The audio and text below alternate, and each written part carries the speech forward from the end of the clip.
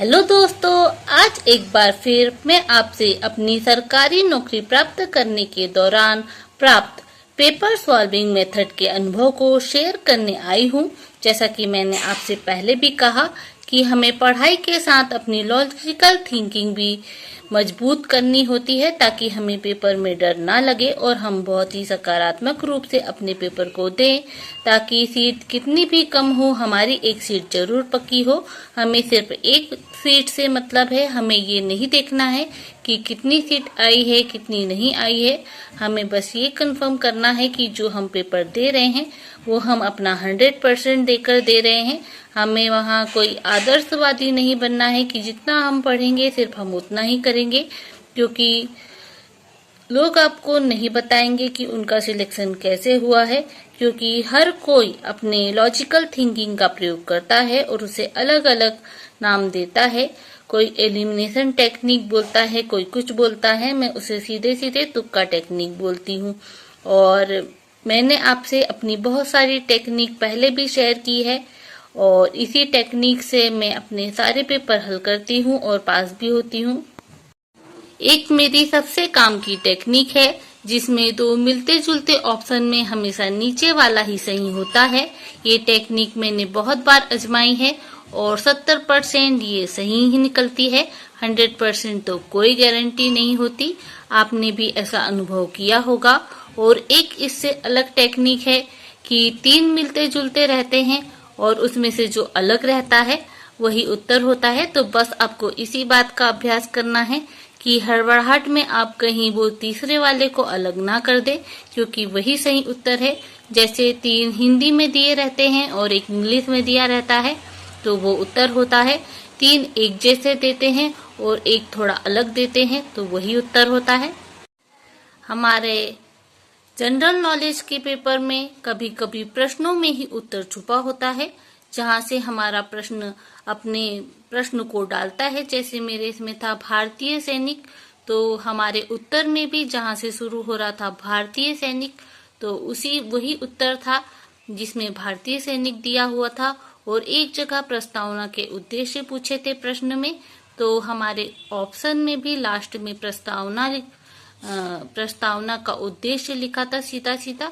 तो जो यानी इसके प्रश्न के महत्वपूर्ण कीवर्ड रहते हैं वही हमारे ऑप्शन में भी आते हैं। इसके अलावा एक बहुत ही इम्पोर्टेंट हमारा प्रश्न हो जाता है कथन कारण वाला, जिसमें कथन कारण दोनों सही हैं और व्याख्या भी सही है, क्योंकि एग्जामिनर हमेशा पॉजिटिव माइंडसेट से प्रश्न बनाता है। विशेषकर एमपी में तो 4 में से 3 प्रश्न ऐसे भी सही होते हैं जिसमें हम बोल दें कथन कारण दोनों सही हैं और व्याख्या भी सही है। ऐसे प्रश्न हम पढ़ने में बहुत समय लगाते हैं, जिससे कि ऑनलाइन हमारा पेपर होता है, कंप्यूटर में हमें पढ़ने की दिक्कत होती है। ऊपर नीचे करके स्क्रॉल कर करके हम लॉजिक नहीं लगा पाते हैं। तो इसका एक ही उपाय है कि आप सब में एक जैसा ही उत्तर लगाएं और जहां तक मुमकिन है तो आप सब में यही लगाएं कथन कारण दोनों सही हैं, व्याख्या भी सही है। अभी तक तो ये 90% सही रहा है, क्योंकि मैं आपको अपने अनुभव से बता रही हूँ कि जहां भी मैंने इस टेक्निक को लगाया है, भले ही वो एमपी सेट हो या एमपी असिस्टेंट प्रोफेसर का मेन एग्जाम हो, यहाँ पे मैंने 2 प्रकार की टिक लगाई है। कथन कारण दोनों सही हैं और व्याख्या भी सही है। और जहां मेरी सही जोड़ी में कोई ऑप्शन नहीं मिल रहा था, वहां मैंने सही जोड़ी में ऑप्शन ए लगाया है, तो वो भी सही है।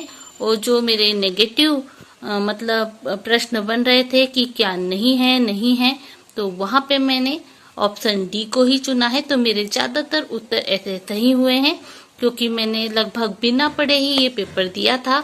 और एक और जहां मेरे को बहुत कठिन प्रश्न मिले एमपी सेट में और एमपी असिस्टेंट प्रोफेसर में, तो मैंने अपनी किस्मत में खेलते हुए उसे ऑप्शन ए में लगाया है। तो कुछ ऐसे प्रश्न भी मेरे सही हुए हैं। आप बोलेंगे कि मैडम पूरा तुक्का ही मारती है, तो क्या करे, आज का समय ही स्मार्ट वर्क का है। पढ़ पढ़ के तो मेरा सही में नहीं हो पा रहा था, तो मैंने अपनी लॉजिकल थिंकिंग को काफी स्ट्रॉन्ग कर लिया है। अब मुझे प्रश्न देखते से ही उस पर डाउट होने लग जाता है कि कहीं ये सही उत्तर तो नहीं है। ऐसे ही कभी कभी मुझे आपसे अपने अनुभव शेयर करने में मजा आता है, इसलिए मैं वीडियो बनाती हूँ। नहीं तो मेरे पास तो अपनी नौकरी है। मैं चाहती हूँ आप भी मेरे अनुभव का लाभ लेते हुए अपनी एक सरकारी नौकरी जरूर पक्की करें। आशा है आपको मेरी बात समझ आ रही हो। इसका मतलब ये नहीं है कि आप अपनी पढ़ाई को रोक दें। पढ़ाई भी आपको जरूर करनी है, क्योंकि जो सरल सरल से आसान से क्वेश्चन है वही आपको सिलेक्शन दिलवाएंगे। ये तो मैं कठिन प्रश्नों के लिए बता रही हूँ कि आपको क्या करना है और क्या नहीं करना है। कई बार प्रश्नों में ऑब्लिक लगा के आता है, कॉमा एवं और, नहीं को नहीं से जोड़ना, तो ये सब भी आपको ध्यान रखना है। मैं कुछ कुछ भूल जाती हूँ, इसलिए मैं बार बार वीडियो बनाती हूँ ताकि आपसे कुछ न छूटे। तो आशा है आपको मेरे अनुभव का लाभ मिलेगा और आप भी एक अपनी सरकारी सीट जरूर पक्की करेंगे। तब तक के लिए आप इस वीडियो को लाइक, चैनल को सब्सक्राइब जरूर करें। धन्यवाद।